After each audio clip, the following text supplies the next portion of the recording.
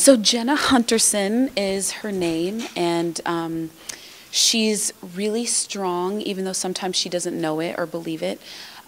She can be a little, I don't know if salty is the word, but she can have a little bit of attitude, but I think that she deserves to, depending on what she's going through. She's really kind. She's always thinking of other people and how she can help them. And I think that's a beautiful thing about her characters. In the midst of everything and the turmoil she's going through, she still has that innate kindness about her and goodness that just can never be tainted, because that's just who she is. But she's also going through a lot. So she goes through a lot in this show, in her relationship and in her life, and trying to figure out what she's going to do and how she's going to do it, and facing the fear of, well, can I do this? And I think everybody can relate on that level as well. Not only the emotional things, but the fear and the doubt that we all have sometimes trying to do different things. There's a lot, actually. There's a lot of similarities between Jenna and I. I feel like my kindness sometimes can be mistaken for weakness, which it's not. It's not a weakness. But I always want to help other people. I always want to make people smile and, you know, to help them have a good time or work through things that they need to work through. But at the same time, there are moments where I always am like, can I do this? Can I actually do this? Actually, this role itself being that, because I was like, it's a huge commitment. It's a lot to learn.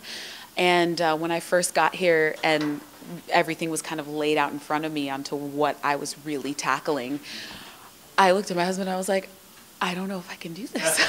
I don't know if I can do this.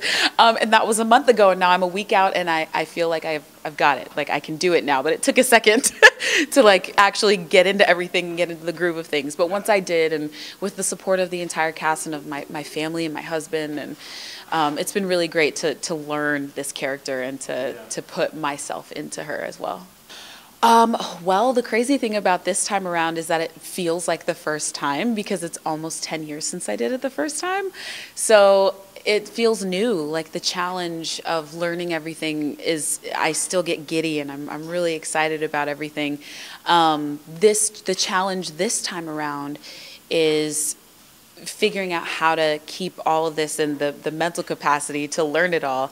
But then when I get home, you know, my son is there. He's 16 months old, and mama, and let's go play, and being able to turn off that performance side of me and to just be really present in the moment with my son and with my husband when I get home and when I have time with them. Trying to learn how to do that more smoothly, I guess would be the word I'm looking for.